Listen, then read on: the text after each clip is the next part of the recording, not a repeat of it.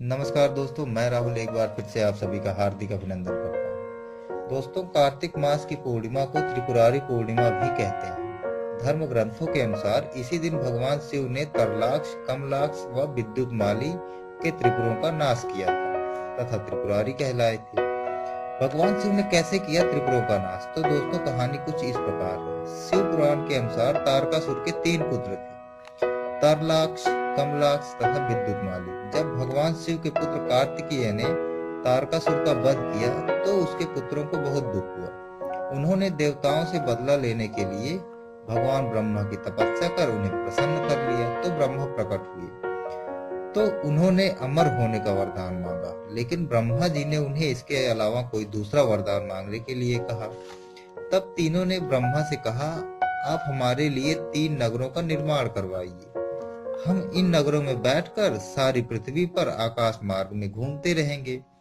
1000 साल बाद जब हम तीनों एक जगह मिले, उस समय जब हम तीनों पुर का मतलब नगर होता है दोस्तों, नगर मिलकर एक हो जाएंगे तो जो देवता उन्हें एक ही बार में तीनों को नष्ट कर सके वही हमारी मृत्यु का कारण हो।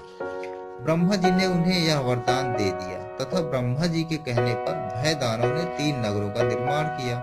वह नगर सोने, चांदी तथा लोहे के थे। सोने का नगर तारलाक्ष का था तथा चांदी का नगर कमलाक्ष का तथा लोहे का नगर विद्युतमाली का था। अपने पराक्रम से इन तीनों ने तीनों लोकों पर अधिकार कर लिया। इन दैत्यों से घबराकर इंद्र तथा अन्य गण भगवान शिव की शरण में गए। देवताओं की बात सुनकर भगवान शिव त्रिपुरों का नाश करने के लिए तैयार हो गए। भगवान विश्वकर्मा ने भगवान शिव के लिए एक दिव्य रथ तैयार किया। दोस्तों, चंद्रमा और सूर्य पहिए बने। इंद्र, वरुण, यम और कुबेर आदि लोकपाल उस रथ के घोड़े बने।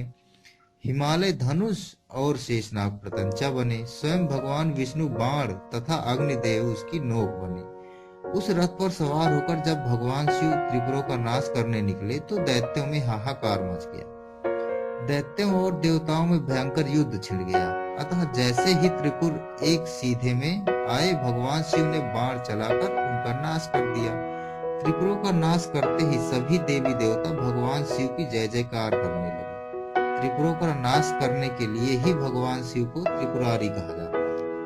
दोस्तों, अगर हमारी ये वीडियो आपको अच्छी लगी है तो हमारा चैनल जरूर सब्सक्राइब करें। इसी के साथ मैं राहुल आपसे विदा लेता हूँ। नमस्कार।